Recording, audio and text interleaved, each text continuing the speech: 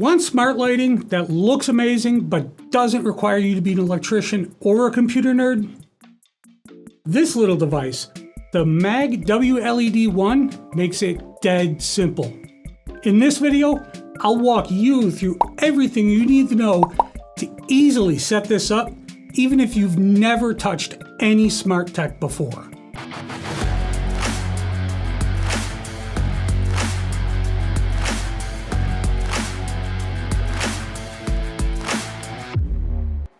What's up? I'm Jeff, and you've landed on Fast How To, where we turn I have no idea what I'm doing into holy crap, I made my lights do that?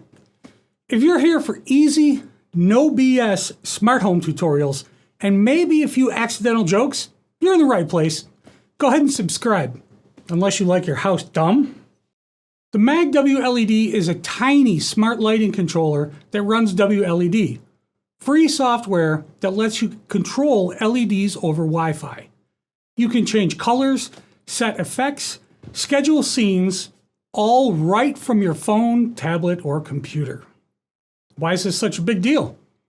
It's compact, sleek, and built for real homes, not hacker benches. No soldering, no confusing wiring, just plug, connect, and light up your space.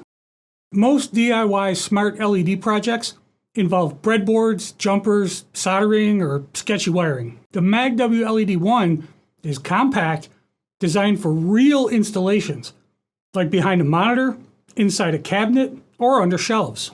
It uses USB-C power delivery to push up to 36 watts at 12 volts safely.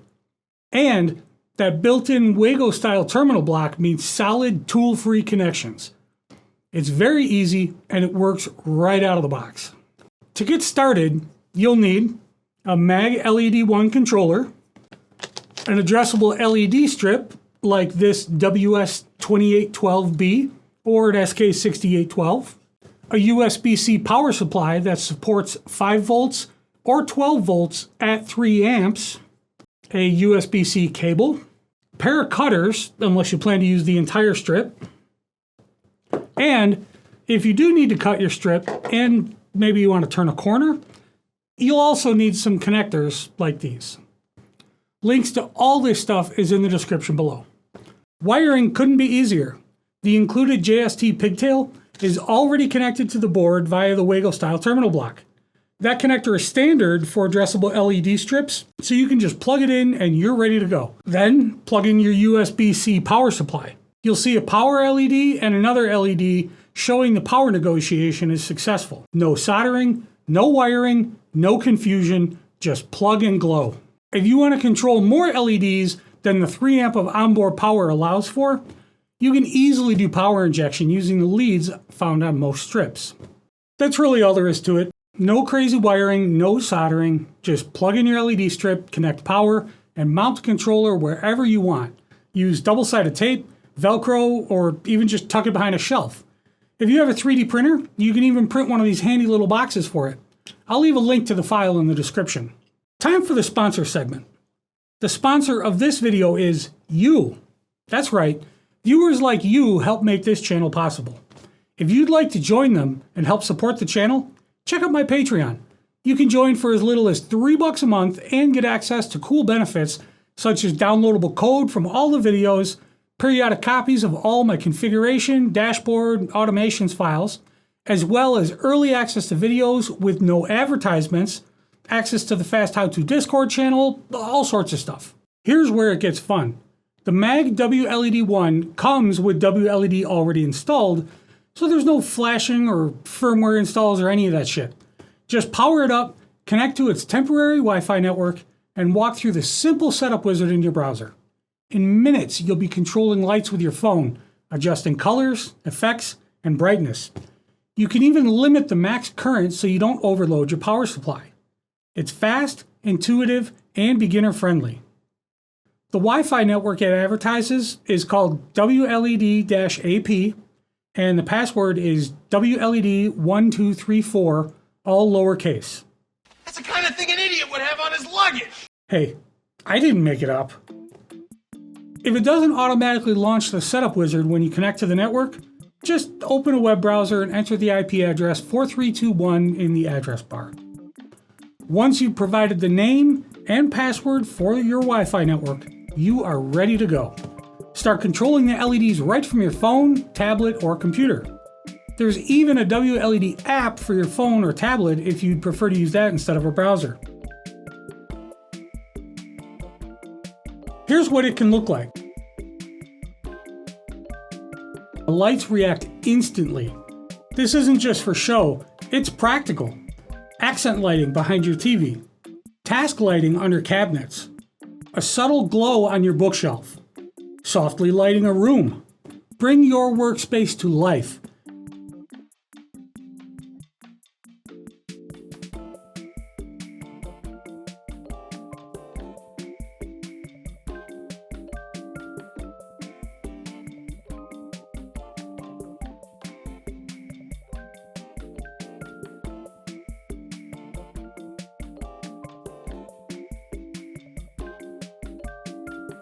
There are dozens of effects, from subtle glows to bold rainbow patterns.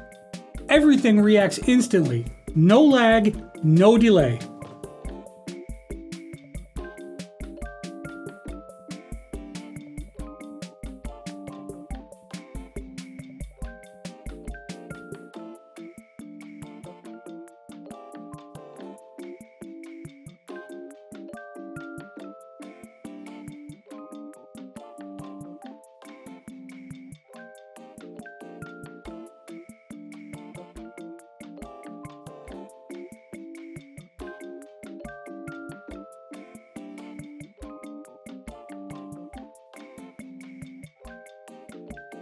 Whether it's for task lighting, ambiance, or wow factor, this tiny little controller delivers big results. Let me show you a few things that I use LEDs for. Of course, I have task lighting under my kitchen cabinets so that my countertops are all lit up nicely. I have an automation that turns on the LEDs over my coffee bar automatically every morning and then turns them off after coffee time. Super helpful to not walk into a dark kitchen in the morning. Next is for my standing desk. I used to have a couple of LED floor lamps in here that were connected to Home Assistant. I had an automation that turned them red 1 minute before the desk raised so that I had a bit of a warning. The problem with that was that the red light was so bright it would show up on camera when I was on a call, and some of my coworkers started poking fun at me, saying it looked like I was in hell. Well, I didn't want that happening if I was on a call with a customer, so I got a MAG-WLED 1 and a 2812 strip, cut it up, made some connections for the corners, stuck it to the back of the monitor. Now at the 1 minute mark, the back of my monitors light up red, and then at 15 seconds, the lights flash. Then the desk goes up and the lights turn off. If you want more information about how I made that happen, I'll leave a link to that video in the description. The next thing I'm going to do with these is to install MAG-WLED and the strip I showed you in this video under the cabinets on my kitchen island in the toe kick area. When I'm in the kitchen cooking, it can be pretty loud with the downdraft going, and sometimes I'll have music playing from my whole home audio system. So I'm going to configure some automations to turn them on different colors to alert me to different things. I'll have the strip flash red when somebody rings the front doorbell, or flash blue when someone rings the back doorbell, or flash green when someone rings the garage doorbell. I'll have them turn on solid green when the dishwasher is finished and needs to be emptied, or when the house is in guest mode, I'll have the strip on a dim, soft white so nobody stubs their toe or trips on anything in the kitchen. I've got several more of these controllers here to use for other projects as well, but I'll save those for a future video. If you're using Home Assistant, and I highly recommend it, WLED is fully supported and integrates beautifully. Just head to Settings, Integrations, and you'll see WLED listed as a new device. Click Configure, and you're done. If for some reason it's not auto-discovered, just click Add Integration, search for WLED, enter the IP address of your MAG-WLED 1, and click Submit. Now your smart LEDs can be automated with everything else in your home. Set them up to turn on with the sun, flash when the doorbell rings, or turn colors when the laundry is finished. Add it to dashboards, trigger automations, or sync it with other lighting scenes. Big impact, Simple setup. If you'd like more information about Home Assistant, check out some other videos on my channel. You can get started and take it for a test drive for free by setting it up on your Windows PC, although I don't recommend running it like that if you really plan to use it. If you want a really easy way to get up and running, you can buy small devices with Home Assistant already installed on them, like Home Assistant Green. As always, I'll leave a link for you in the description. Some final tips. Use a reliable USB-C power delivery charger. Not all of them are capable of 3 amps, and they don't all support 12 volts. Be sure to check the specs if you buy one other than the one that I linked in the description below. Double check the voltage switch to match your LED strip for 5 volt or 12 volt. If nothing lights up, check the direction of the data arrow on your strip. The arrow should be pointing away from the controller. This isn't just smart lighting, it's smart lighting without the headache.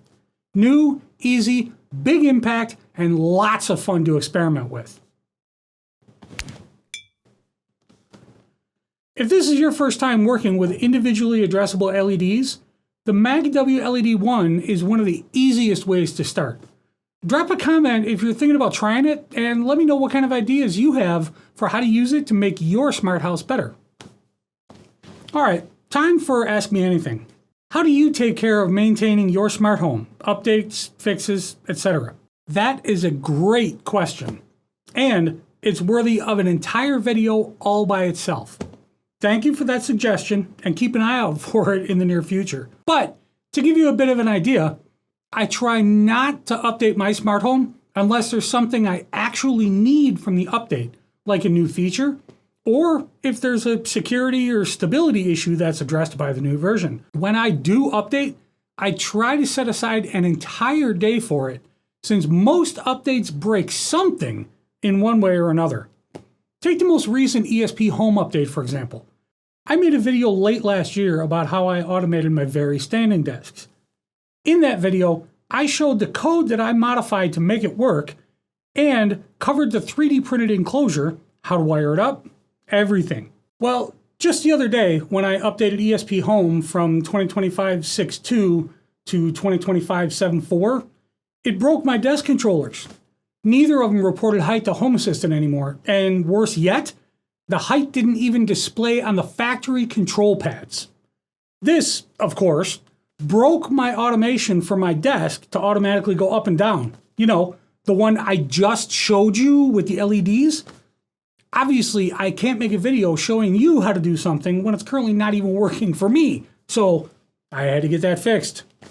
I ended up tracking down the guy who wrote the library that I'm leveraging in that code over on Discord, and he helped me out. Now it's working again, so I could make this video. I had to change one line. One line. One line. If you're watching this on Patreon, I've posted the updated code in case anyone is having the same problem, or if you're wanting to tackle that project for your own desk. Honestly though, that was a pretty rare way for me to fix stuff. Most of the time, I fix it by Googling.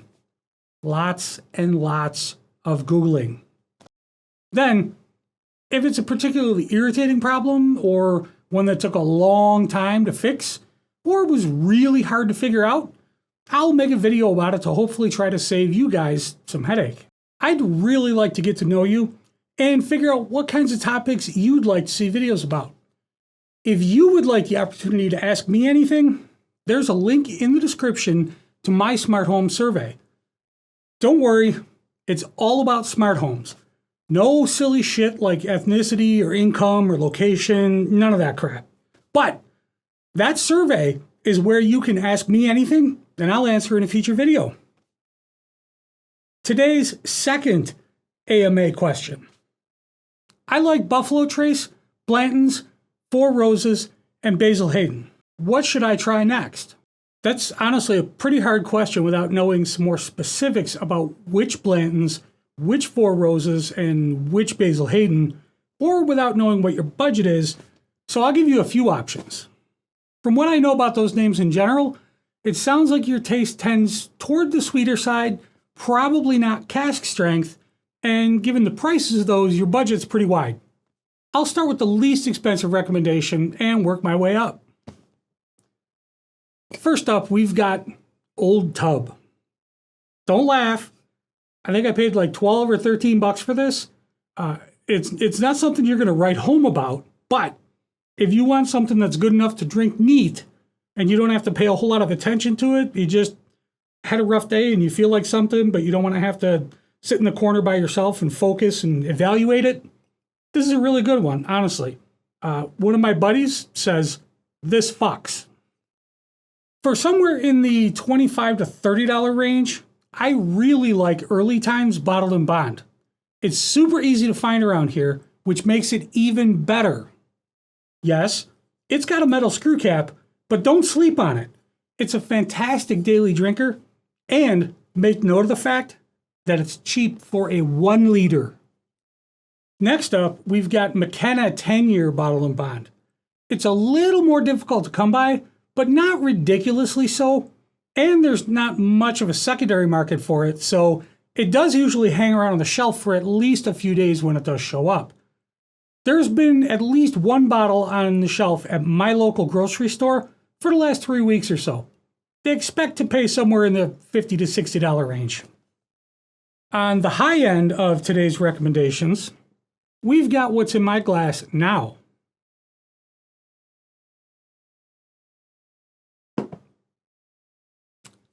Old Fitzgerald 7-year Bottled and Bond.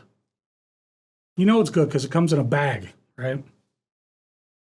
Anyway, it's pretty damn good. It's still relatively new to the market, having just come out within the past year or so. So between the newness and the name recognition, it's been pretty hard to find around here. I lucked out and I've run across it 3 times so far, once at the local grocery and twice at a place a couple towns over.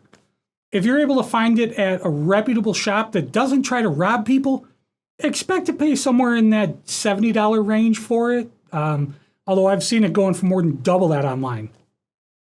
Chances are that anyone who has made it this far in the video is probably interested in other stuff that I've got going on too, right? So I figured I'd let you know that just yesterday, I placed an order for 7 gig fiber internet service. Cool, right? Well, we'll see. My primary concern is that my current Ubiquiti Dream Machine Pro might not be able to handle that amount of throughput. I'm seeing some conflicting information about it online. Some say yes, some say no. That's what conflict means, right?